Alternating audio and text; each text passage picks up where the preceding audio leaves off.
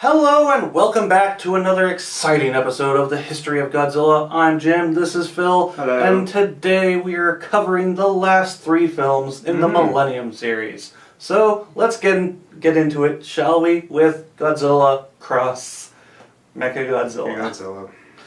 Alright, so do you want to start? Yeah. This is, I'll be honest, and I know this has got a lot of different opinions from different people, and let's face it, Godzilla films are all opinion based, and lots of people get into lots of arguments and debates online. It's just that, speaking for myself personally, this is probably my least favorite of the entire Godzilla series. When they announced that they were going to make a new Godzilla flick, of course, everybody's expecting another one after GMK. You had GMK, which was this big, amazing flick. Yep. And they announced it so to try and not necessarily compete, but I mean you're coming off of GMK, Which so you hard thing to do coming off of it's a fantastic film like GMK to follow, and so they announced that they were going to bring back another old villain, an old foe that they would have Godzilla fight. And everybody was really kind of speculating who it was going to be, and we were thinking back to the Showa series, and a lot of people speculated Hedorah. Someone leaked that it was going to be Hedorah, so everybody was excited about it. And then Toho finally made their announcement that it's Mechagodzilla for the third time. Again. But Mechagodzilla's not really Mechagodzilla, he's Kiryu in this. Kiryu through the whole film. And now, here's one thing I do like about the film, is they used the original body of Godzilla. Oh yeah, there was definitely some interesting aspects to it. Yeah, to basically build this exoskeleton. Yeah. It's again like the rest of the Millennium series. They're going off of a direct sequel from the original film. Yeah. Bypassing everything else. Though this is one of the only times that they actually mention other films. Yes, they do. Indirectly, yes, they do. And especially when we get into Tokyo SOS, which is actually a sequel to this, so it's all part of the same universe. And so we'll kind of get into that a little bit later. I was going to mention really quickly too, part of the reason they go with Mechagodzilla is because Toho wants to go with what is bankable. Yeah. They like to go with big names. That's why GMK, they switched it to Mothra and King Ghidorah. Yep. That's why they go with Mechagodzilla. Those are the big ones that they feel are bankable. Will draw audiences to this. So they're going to go with these, and that's because Toho, again, when it comes down to the end of it, they are a company. Yep. They're basically about money. That's really kind of what their concern is. Whoever directs it, whoever's in it, whatever you have to do, whatever the budget, just make sure this makes money. Yeah. That's all basically comes down to. So, and the film did. It did quite well. It did all right. Yes, it did. I remember the director was saying that he wanted to harken back. One of his personal favorites was King Kong versus Godzilla, and that comes through very loud and clear on this. Oh, yeah. Yeah, and because it was in King Kong versus Godzilla, and again, from my own personal opinion, is sort of lower on the list for me. I know a lot of people really like that film. It was never a big popular one with myself. Kong versus Zilla, yeah, I'm still kind of iffy on that myself. Maybe the reboot one will be better. We'll see. We'll see in 2020. It is. It depends on how they approach it and how they play it up. Because everybody wants a big wrestling brawl. Oh yeah. And that's what. And as soon as you do that, suddenly, for some reason, it can turn into a mess. The kiddie factor kicks in, and I know you're supposed to use your sense of disbelief when watching something. For some reason, I feel like in X Mechagodzilla, it was beginning to cross a few lines where some of it was just. It was starting to look a little ridiculous, and it was coming across a bit ridiculous. I'm not sure who I'm supposed to be rooting for in this movie. That is a good question, because there are not many characters to really root for in this. It's not. And they're not very well developed. Yeah, and I get it. They kind of did the same approach as they did in '93 when you had... But '93 approached it a little bit differently because they had this whole aspect of life versus... artificial life. Yeah. And we still kind of wanted to root for Godzilla, even though, they were trying to stop him. But in this film, you want this...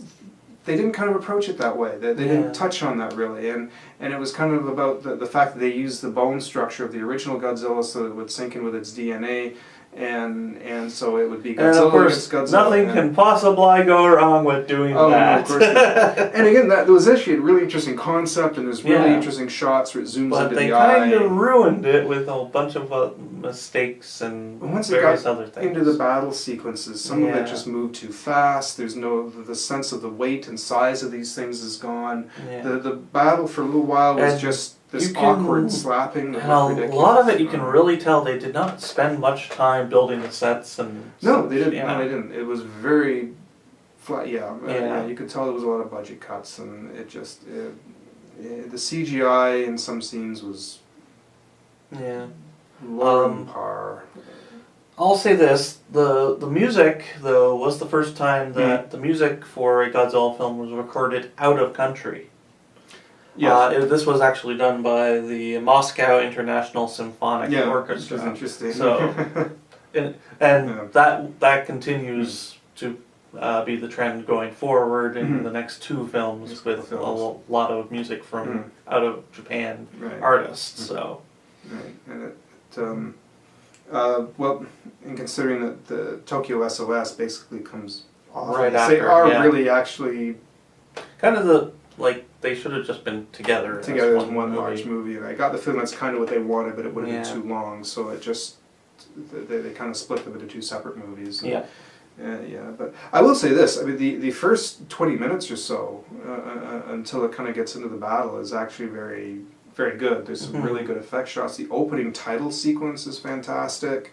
The quick little battle at the beginning is really fantastic. I don't know why they set up the characters exactly the same as what happened at the beginning of Megaguirus. That's almost exactly the same thing again. It's almost as boring as Mechagodzilla. Yeah, sadly, which is a shame. They go through this whole thing of experimenting the new freezing ray, and they do this big experiment with everybody going, ooh, it can freeze a whole building, and okay, we get it. Yeah. You know, and we now know this is a powerful weapon. What's it going to do against Godzilla? And you know, so it's, yeah. All right, so a little final tidbit for that one before we get on to Tokyo Yeah, give us SOS some points. is that the baseball star Hideki Matsui has a cameo as himself, as his nickname was Godzilla. Right. So that's a fun little tidbit, but let's get into the sequel, Tokyo SOS. Right.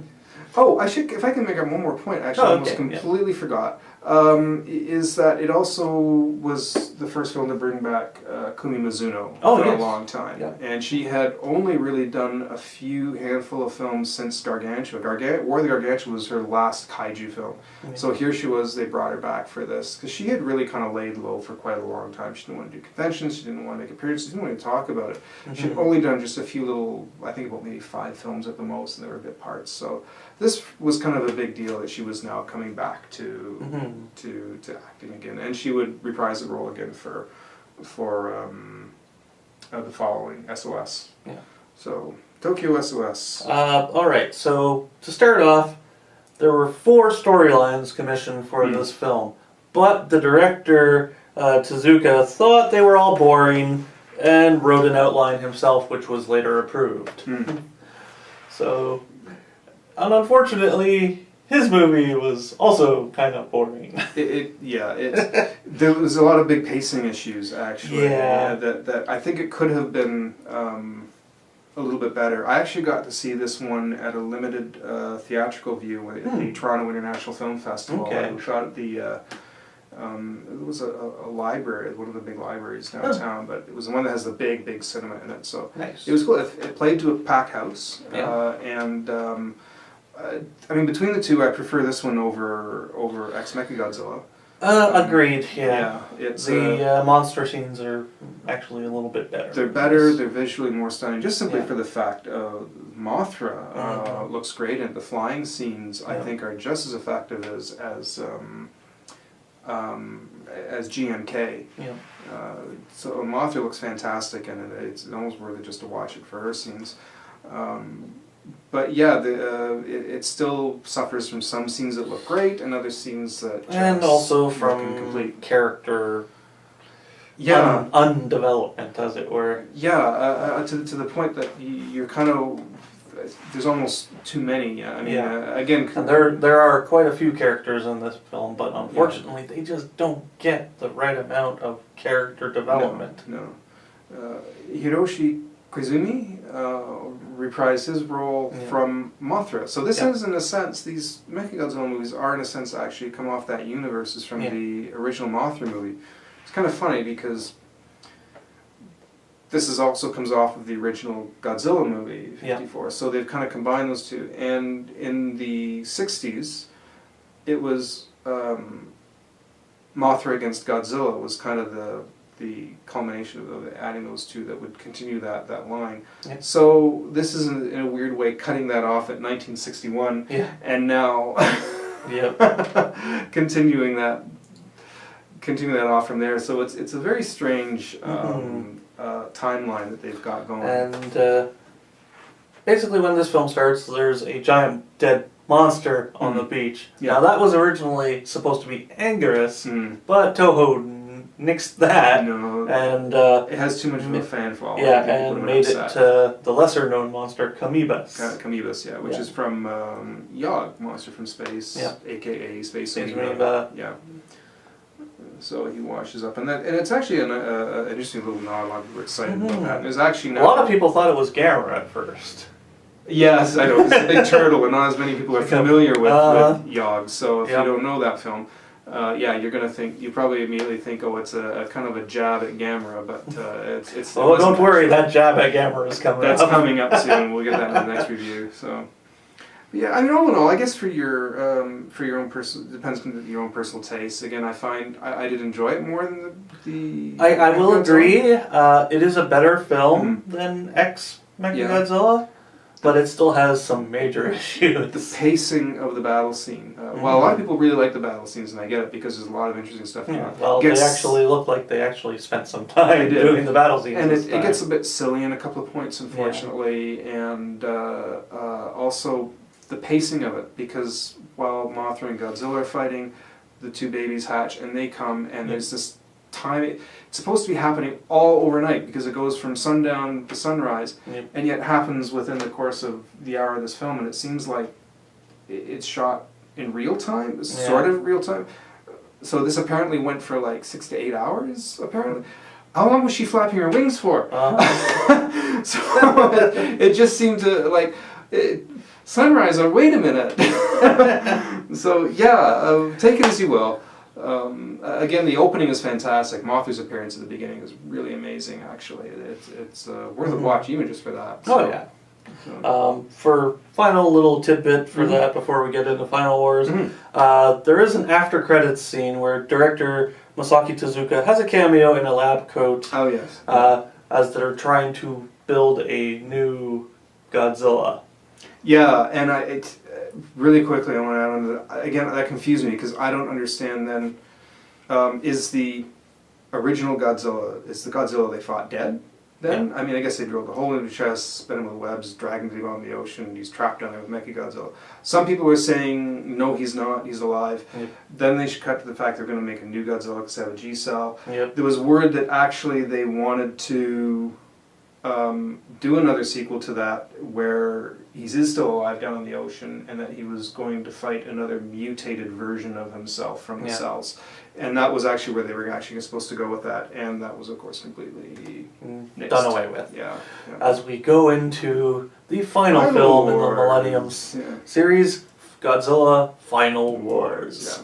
Alright, so... And again, I have to admit, this is not one that's high on my list again either. Alright, this is not high on my list, but it is a fun, dumb film. If you're sitting with a group of friends and you want to be entertained, it's long, that's over 2 hours. It's good for a chuckle. I mean, and there are so many references to pretty much everything pop culture. All the way through it, And it's not hard to see where of course. He's getting, absolutely. Kinemura is getting the influences from. And it does take a long time to get to the monsters too. I mean, you get Godzilla at the beginning with this huge break, and it's pretty action-packed. There's like some crazy, goofy action scenes. Oh yeah, and the motorcycle chase. This is also the lightest the suit was ever. Well, yeah, I can.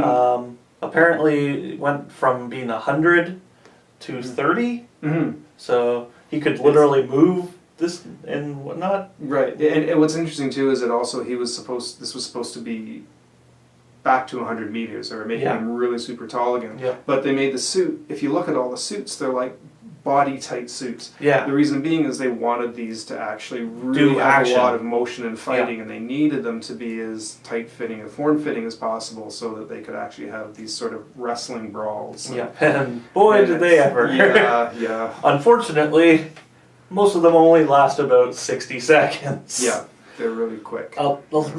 Much of my problem with the film is that they don't focus on anything for too long. Mm-hmm. Yeah. And it really hurts the film, in my opinion. Because they could have had an all-out brawl. Sure. And I was counting, I guess when I heard about this, I was counting on a sort of an updated version of Destroy All Monsters. Yeah. Where they would all be fighting. I guess we kind of got it. In a sense. I wanted to see them fight together against Gigan and Ghidra together, and maybe make this big battle that was going to require all the monsters to fight against them together. Because it was fun to see. I want to see Anguilla's fight with Godzilla again as allies, and Rodan. Nope, but fight instead together. he plays soccer with him. Anguillus is the soccer ball. That was ridiculous. Yes, it was. I was like, are you kidding me? It's that still whole sequence. Yeah. And scene with Spiga looks so cartoonish. And weird. It can make nets out of its nets, and he swings it. Apparently the spider doesn't think to actually let it go out of his mouth. No, he grabs it while it's still in his mouth. And he blasts, and Godzilla blasts him off like Team Rocket into the stratosphere. It's ridiculous. It is, but it's just the thing is, this film is ridiculous. It is. No doubt. Yeah. But it is a lot of fun. It is, because it is dumb fun. So start with that in mind. Yes. Don't expect. You're not going to get a serious film here. Don't even expect Destroy All Monsters. No. This is just silly. Very, very dumb. It is. And it wears its heritage on its sleeve. It does. It is trying to be so many things, but failing at doing almost all of them. But it still turns out to be a lot of fun. Alright, so we should probably get into some of the actual info about the film. Sure. I was going to add too, just so I could really super quick, because this was supposed to be, because they knew it was 2004, this was the 50th anniversary movie, they needed something that was a big pop, zap, pow movie that included all the monsters they possibly could from all the original films that they could just kind of squeeze in. Pretty much all the monsters appear in one way or another. Yeah, even if it's the opening credits, if it's not within the film, they're actually all in there. And pretty much. And so that's why I think this is such a long movie, that they crammed so much into it, and why it's very fast paced. So that's Alright, so Akira Takarada makes his 6th appearance in a Godzilla series when he was in the original 1954 film where he played Ogata. Right, yeah. As well as, this film also marked the final use of Toho's big pool. Big tank, yeah. And they filmed the tank scenes in September. They tore the pool out in October. So that's another interesting little tidbit about the film. All of the music was done out of country this time. It was done by Keith Emerson of Emerson, Lake and Palmer, which is a great band if you've never heard their stuff. The opening theme actually was pretty cool. Actually, that was one of the cooler things about it, was the whole opening. As well as featuring Sum 41 and Zebrahead. And it also marked the first time artists outside Japan contributed to the film's soundtrack. Yeah, that was a big plus for it as well. Yep. And we did mention this a little bit earlier. Gamera does make an appearance in this film. When the little boy from Vancouver throws a turtle into the fire, going, "You loser." That is actually a Gamera toy, and that's a slight little jab at Gamera. I don't know why they felt the need to do that, but I don't know. And hell, even the kid even calls Anguirus Anguillus, Oh, I which is pick up on a that. Okay. reference to the American name Right. for him in the original film. Right. What else you got there? Alright, so at the Antarctic G-base, the two operatives are actually listening to the battle theme from Godzilla vs. Mechagodzilla. The Oh, that's right. 1974 one. Yes. Yeah. Which I thought was funny. It's like they have good taste in music. Yeah, it's sort of a jazzy tune by Yes, it Master is. Sato, so I play that every once in a while when I need something kind of upbeat to listen to. It's Destroya was originally supposed to appear in this film, yes. but was scrapped for some unknown reasons, but I'm thinking it's more budget than anything. It was budget, because it would have meant another suit, and the suits for these were actually particularly expensive for some reason. I guess because the way they had to make them, those bodysuits. Well, and they're basically bodysuits. Yeah. I think part of the reason too is they wanted to stick to Showa monsters updated for this film. I think that might have been part of the reason. Yeah. Here's where continuity comes in, and this is a weird one. This film supposedly takes place in 2044. Right. The beginning of the film takes place in the 90s, where they freeze Godzilla to set the whole film into motion. Alright, so Don Fry's character is supposedly in his early 20s when he freezes Godzilla.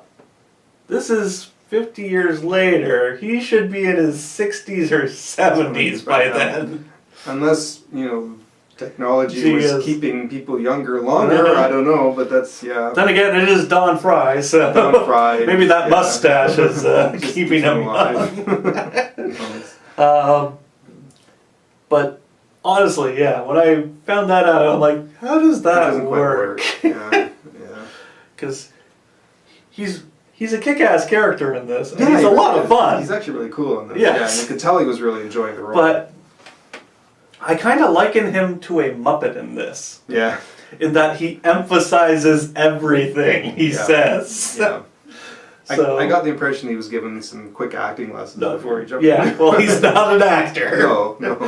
But he suited this for what they needed. No, he honestly did. He was a fun character. It fits in with the rest of the movie very well, put it that way. No, and he makes the film a lot of fun. It does, yeah. Alright, so the eyepiece the Zillions wear is a reference to, of course, the X-aliens from Astro Monster. Yes, yeah. And that's... Here's a weird one. The police officer and the pimp in the New York scene, which was actually shot in Australia, by the way, actually auditioned for each other's roles. That's right, yeah, they were supposed to be the other way around. Yeah. Yep. If I can throw in there too, a little tidbit earlier, if you watch the scene carefully, this was the first Godzilla film to actually have someone drop the F-bomb. And hence its PG-13 rating. But you won't hear it on the DVD. If you pick it up, I think it was only heard in the Japanese release because it would have been, that scene would have been subtitled into Japanese, so unless you actually really knew English very well, you'd know what that is. But it was removed because there was a lot of people really annoyed about that. Yeah. So they actually went back, and when they released it on DVD, you will see they've dubbed over very quickly a few words in there. So he's saying something else slightly different. But if you watch his mouth, he says it actually. Yep. It's very quick, but it was there. It's not in the American version, so don't bother trying to find it. Yeah. All right. When this film premiered, Godzilla got a star on the Hollywood Walk of Fame, and this was actually premiered at Roman's Chinese Theater in Hollywood. It is, and still is, the most expensive Godzilla film ever made in Japan, at about almost $20 million. Yeah. But it flopped at the box office, only making about $12 million, because it opened against a certain little movie called Howl's Moving Castle. Oh, right, yeah. Released it as a Miyazaki film. That was, you can't mess with a Miyazaki film. No. Shin Godzilla kind of suffered a little bit of that as well, although Shin still did very, very well. Shin is the highest grossing Godzilla film of all time, but we'll get into that in the following video. We'll explain that one more. Alright, so for my little final bit of info, Kitamura actually wanted to make a film that harkened back to the 70s Zilla films, but modernized it, calling it a best of album with elements from the past combined in a new way. Yeah. And yeah, he did that really messily. Yeah, he did. And not to say that Kitamura is not a bad director. He's an amazing director when he's given good stuff to do. But this film is an utter mess. It kind of is. But it's a glorious mess. Like I said, leave your brain, switch it off when you watch this. If you're with a bunch of friends and you have some alcohol, honestly, it's just a fun, dumb film, and it works really well in that regard. Part of the reason is that they do keep it moving. This is everything. It's like 40 minutes before, like Godzilla shows up at the beginning, and it's 40 minutes before he shows back up into it. But it doesn't seem like that because so much is going on. Just boom, boom, boom. And there is some good character development here, even though the characters are all basically cutouts. Basically, yeah. I mean, the villain is right over the top. Oh god, yeah. And the main male character, he's Neo from The Matrix. And it's right out of it's right in your face with that too. Yeah. I mean, there are scenes taken from everything. Independence Day. Akira is a big one. Yeah. Mission Impossible films are kind of referenced in there. It's a hodgepodge.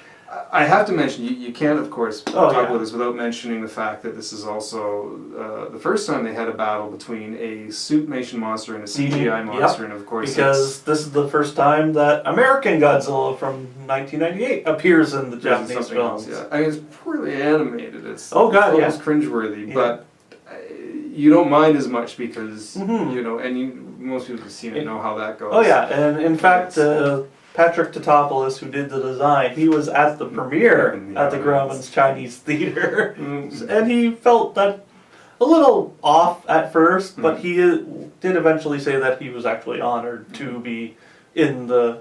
His design was there. So take it for what you will. But quite honestly, it's not a perfect film. It's far from it. But it is a lot of fun. It's about it. It's goofy fun. Like I said, get your friends together, grab some alcohol and chips, and it is a long movie. I forget the full running time, but it's well over 2 hours. And just prepared to just have a goofy time with it. So that's, But honestly, if you're a Godzilla fan and you haven't seen Final Wars, change that. I think it's goofy fun. Most have by now. Oh yeah. Unless you're still a young kid or something. Haven't gotten around to all of them, but But all right, so that brings us to the close of the Millennium series and the close of the Godzilla series for a good 12 plus years. Yeah. So join us next time as we dig into the newest release, Shin Godzilla.